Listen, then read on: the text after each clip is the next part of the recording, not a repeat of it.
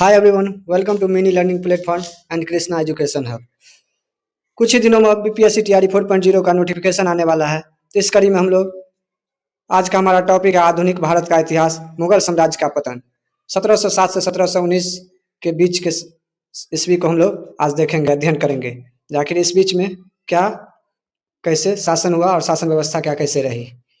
BPSC TRE 4.0 का notification जल्द ही आप लोगों के बीच अब देखने को मिल जाएगा।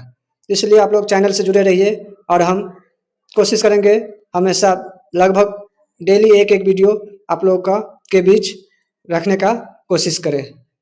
थ्योरी भी रहे, थ्योरी के साथ साथ कोशिश रहेगी कि एमसीक्यू भी डालें। चलिए आगे हम लोग वीडियो शुरू करते हैं। मुगल साम्राज्य का पतन देखते हैं। 1707 एक युग का अंत और सत्ता का संघर्ष के बारे में देखते हैं। 3 मार्च 1707 ईस्वी को अहमदनगर में औरंगजेब की मृत्यु हो गई।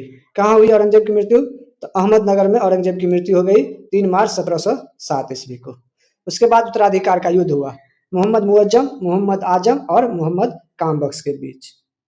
मोहम्मद आजम ने लाहौर के निकट बहादुर शाह के नाम से राज्याभिषेक कराया। बहादुर शाह के नाम से राज्याभिषेक किसने कराया? तो मोहम्मद मुअज्जम ने।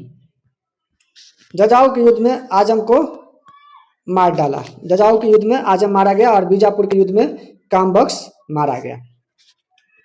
बहादुर शाह प्रथम का शासनकाल रहा 1707 से 1712 ईस्वी तक। बहादुर शाह प्रथम का उपनाम था शाह बेखबर। इतिहासकार खाफी खां द्वारा इसे उपनाम दिया गया था। शाह बेखबर उपनाम इतिहासकार खाफी खां के द्वारा दिया गया था बहादुर शाह प्रथम का।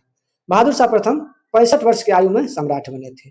मराठों और राजपूतों के प्रति मैत्रीपूर्ण थे। कौन? तो बहादुर शाह प्रथम। मुगल कैद से मराठा नेता शाहू को आजाद कराया। शाहू किनका पुत्र था? तो संभाजी का पुत्र था शाहू। विदेशी जनसंपर्क देखिए, जोशुआ केटेलार के नेतृत्व में एक डच प्रतिनिधिमंडल दरबार आया। किसके नेतृत्व में डच प्रतिनिधिमंडल दरबार आया? तो जोशुआ केटेलार के नेतृत्व में डच प्रतिनिधिमंडल दरबार में आया। किसके दरबार में आया? तो बहादुर शाह प्रथम के दरबार में आया। जहांदार शाह का शासनकाल रहा 1712 से 1713 तक। जहांदार शाह का उपनाम था लंपट मूर्ख।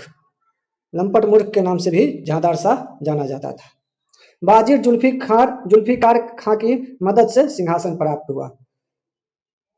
किनकी मदद से सिंहासन प्राप्त हुआ जहांदार शाह का? तो वाजिर जुल्फिकार खां के मदद से सिंहासन प्राप्त हुआ जहांदार शाह को। जजिया कर बंद कर दिया। जहांदार शाह ने जजिया कर बंद किया। आमेर के राजा जय सिंह को मिर्जा राजा की उपाधि और मालवा का सूबेदारी दी। आमेर के राजा जय सिंह को मिर्जा राजा की उपाधि और मालवा की सूबेदारी सौंपी गई जहांदार शाह के द्वारा। मारवाड़ के राजा अजीत सिंह को महाराजा की उपाधि और गुजरात की सूबेदारी सौंपी गई। गुजरात की सूबेदारी किसे सौंपी गई? तो अजीत सिंह को। और ये प्रभावित थे, प्रेमिका लाल कुंवर का शासन पर अत्यधिक प्रभाव था। इनके समय जहांदार शाह के समय में लाल कुंवर, इनकी जो प्रेमिका थी, उनका अत्यधिक प्रभाव था। किंग मेकर के नाम से जाना जाता है। क्वेश्चन पूछा जाएगा किंग मेकर के नाम से कौन जाना जाता है? तो सैयद बंधु किंग मेकर के नाम से जाना जाता है। फर्रुख सियर का उपनाम है घृणित कायर। फर्रुख सियर का उपनाम क्या है? घृणित कायर। अजीम उस शान के पुत्र फर्रुख सियर ने जहांदार शाह की हत्या की। क्वेश्चन पूछा जाएगा जहांदार शाह की हत्या किनके द्वारा किया गया? तो अजीम उस शान के पुत्र फर्रुख सियर के द्वारा। फर्रुख सियर के द्वारा जहांदार शाह की हत्या किया गया। सैयद बंधुओं के सहयोग से सिंहासन प्राप्त किया। सैयद बंधुओं के सहयोग से सिंहासन किन्हें प्राप्त हुआ? फर्रुख सियर को। फर्रुख सियर को सिंहासन सैयद बंधुओं के सहयोग से प्राप्त हुआ, जिस कारण इन्हें सैयद बंधु को नृप निर्माता भी कहा गया। क्वेश्चन पूछा जाएगा नृप निर्माता के नाम से किन्हें जाना जाता है? ऑप्शन में रहेगा सैयद बंधु। नृप निर्माता के नाम से किन्हें जाना जाता है? तो सैयद बंधु को नृप निर्माता के नाम से जाना जाता है। नृप निर्माता में सैयद बंधु में 2 भाई थे, अब्दुल्ला खां और हुसैन अली। अब्दुल्ला खां और हुसैन अली, ये दोनों थे। सिख नेता बंदा बहादुर को फांसी दे दी गई। सिख नेता बंदा बहादुर को फांसी किसने दिया? फर्रुख सियर ने। फर्रुख सियर ने सिख नेता बंदा बहादुर को फांसी पे चढ़ा दिया। ईस्ट इंडिया कंपनी का मैग्ना कार्टा भी फर्रुखसियर के शासनकाल में मिला था। 1717 में जॉन सोरमन के नेतृत्व में ईस्ट इंडिया कंपनी का दल भारत आया। ईस्ट इंडिया कंपनी, क्वेश्चन पूछा जाएगा ईस्ट इंडिया कंपनी का दल भारत किसके नेतृत्व में आया, तो जॉन सोरमन के नेतृत्व में। जॉन सोरमन के नेतृत्व में ईस्ट इंडिया कंपनी, जॉन सोरमन के नेतृत्व में ईस्ट इंडिया कंपनी का दल भारत आया। कब आया, तो 1717 ईस्वी में। 1717 ईस्वी में भारत आया, ईस्ट इंडिया कंपनी का दल भारत आया जॉन सोरमन के नेतृत्व में। बादशाह के स्वास्थ्य लाभ करवाया गया किसके द्वारा, तो विलियम हैमिल्टन। विलियम हैमिल्टन ने बादशाह को स्वास्थ्य लाभ भी दिया। इस फरमान को ब्रिटिश ईस्ट इंडिया कंपनी का मैग्ना कार्टा कहा गया है। 1717 का शाही फरमान को 1717 के शाही फरमान को ईस्ट इंडिया कंपनी का मैग्ना कार्टा कहा गया। 1717 के शाही फरमान को ईस्ट इंडिया कंपनी का मैग्ना कार्टा कहा गया। आगे है, फर्रुखसियर सैयद बंधुओं के नियंत्रण से मुक्त होना चाहता था। फर्रुखसियर जो था सैयद बंधुओं के निर्णय से बहुत पीड़ा महसूस करता था, जिस कारण फर्रुखसियर सैयद बंधुओं के नियंत्रण से मुक्त होना चाहता था। सैयद जो है मराठा गठबंधन किया। सैयद बंधुओं ने पेशवा बालाजी विश्वनाथ से दिल्ली की संधि की। सैयद बंधु ने पेशवा बालाजी विश्वनाथ से दिल्ली की संधि की और अंतिम परिणाम क्या हुआ, तो मराठों की सहायता से सैयद बंधुओं ने फर्रुखसियर को अंधा करवाकर उनकी हत्या कर दी। मुगल इतिहास में वजीरों द्वारा सम्राट की हत्या की यह चरम सीमा थी।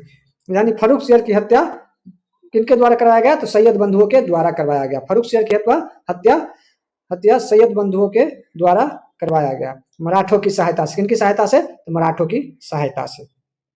सैयद बंधुओं द्वारा स्थापित सबसे कम समय तक शासन करने वाला मुगल बादशाह। देखिए, सैयद बंधुओं द्वारा स्थापित सबसे कम समय तक शासन करने वाला मुगल बादशाह कौन था, तो रफी-उद-दरजात थे। सैयद बंधुओं द्वारा स्थापित सबसे कम समय तक शासन करने वाला मुगल बादशाह रफी-उद-दरजात।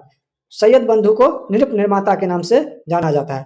रफी-उद-दरजात का शासनकाल था 28 फरवरी से 4 जून तक। 28 फरवरी से 4 जून 1719 तक सैयद बंधुओं के द्वारा शासन पर बैठा था रफी-उद-दरजात। सबसे कम समय तक शासन करने वाला शासक था कौन, तो रफी-उद-दरजात। मुगल इतिहास में सबसे कम समय तक शासन करने वाला बादशाह रफी-उद-दरजात था। रफी-उद-दरजात की मृत्यु के बाद शाहजहां द्वितीय की उपाधि के साथ सम्राट बना कौन, रफी-उद-दौला। रफी-उद-दरजात की मृत्यु के बाद शाहजहां द्वितीय की उपाधि के साथ सम्राट बना रफी-उद-दौला। रफी-उद-दौला सम्राट बना। आगे है, 6 जून 1719 से 17 सितंबर 1719 तक शासन किया।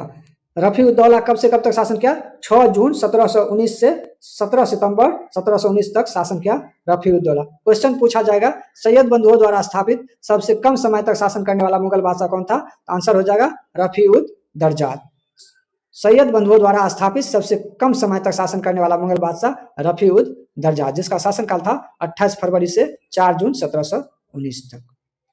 रफी-उद-दरजात की मृत्यु के बाद रफी-उद-दौला शाहजहां द्वितीय की उपाधि से सम्राट बना। आगे हम लोग नेक्स्ट वीडियो में पढ़ेंगे, नेक्स्ट वीडियो में देखेंगे। इस चैनल को आप लोग सब्सक्राइब जरूर कीजिएगा, वीडियो अच्छा लगे तो लाइक कीजिएगा और अपने ग्रुप में शेयर करने का काम जरूर कीजिएगा। आगे हम लोग नेक्स्ट वीडियो में पढ़ेंगे, तब तक के लिए जय हिंद।